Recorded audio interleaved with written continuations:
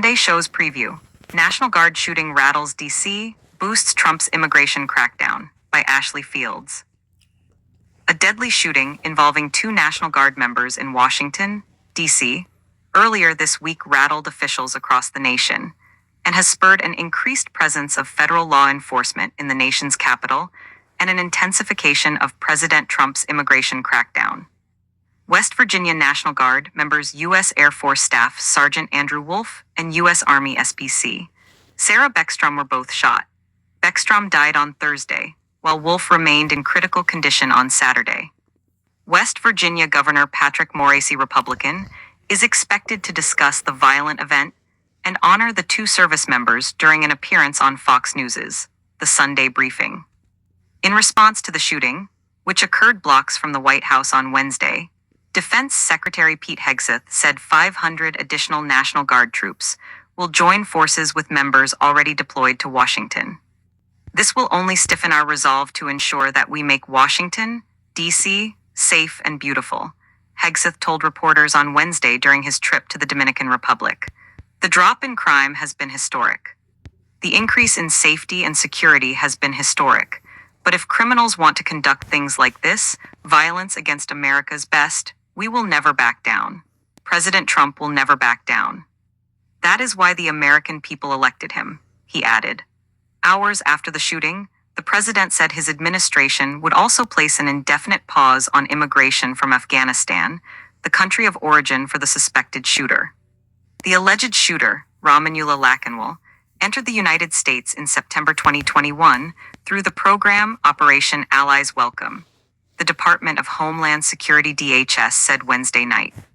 The suspect who shot our brave National Guardsmen is an Afghan national who was one of the many unvetted, mass paroled into the United States. Under the Biden administration, Homeland Security Secretary Kristi Noem wrote in a Wednesday statement on 10. I will not utter this depraved individual's name. He should be starved of the glory he so desperately wants, she added. Noem is slated to make appearances on NBC's Meet the Press and ABC's this week, where she will likely discuss further protocols being implemented in the aftermath of the shooting. Attorney General Pam Bondi said the Department of Justice will seek the death penalty against Lakanwal. Bondi is scheduled to make an appearance on Fox News's Fox News Sunday. Bondi will likely discuss the potential of capital punishment for the suspected shooter, in addition to his charges, which include 3 counts of possession of a firearm during a crime of violence, 2 counts of assault with intent to kill while armed, and 1 count of first-degree murder, according the Office of U.S. Attorney for D.C. G9 Pirro, White House border czar Tom Homan, meanwhile, is set to appear on Fox News's Sunday Morning Futures and could provide details on how the shooting is impacting the Trump administration's moves to restrict immigration. Amid a rabid political climate, Trump and Hegseth have tussled with Senator Mark Kelly, Democrat from Arizona, and 5 other Democratic lawmakers over a video in which the group urged military members not to abide by illegal orders.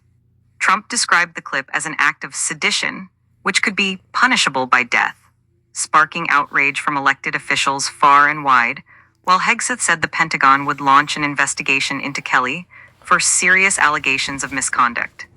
Kelly will likely share his response to the president's remarks during an appearance on CNN's State of the Union. He will be joined by his colleagues, Sen's Amy Klobuchar, Democrat from Minnesota, and Markwayne Mullin, Republican from Oklahoma, who may also weigh in on Kelly's feud with the president.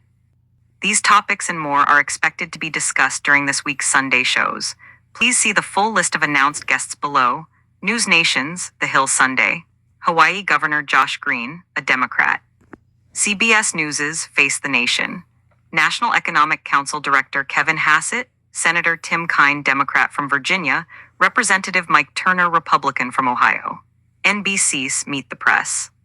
Homeland Security Secretary Kristi Noem, Senator Mark Kelly, Democrat from Arizona, Minnesota Governor Tim Walz, a Democrat. ABC's This Week. Homeland Security Secretary Kristi Noem, Senator Chris Van Hollen, Democrat from Maryland, Representative Don Bacon, Republican from Nebraska. Fox News's Fox News Sunday. Attorney General Pam Bondi, Senator Dave McCormick, Republican from Pennsylvania, Google CEO Sundar Pichai. CNN's State of the Union. Senator Mark Kelly, Democrat from Arizona, Senator Amy Klobuchar, Democrat from Minnesota, Senator Markwayne Mullin, Republican from Oklahoma. Fox News's Sunday Morning Futures. White House border czar Tom Homan, Senator Eric Schmidt, Republican from Missouri, Representative Jason Smith, Republican from Missouri, Acting U.S. Attorney for New Jersey Alina Habba, Conservative commentator Benny Johnson.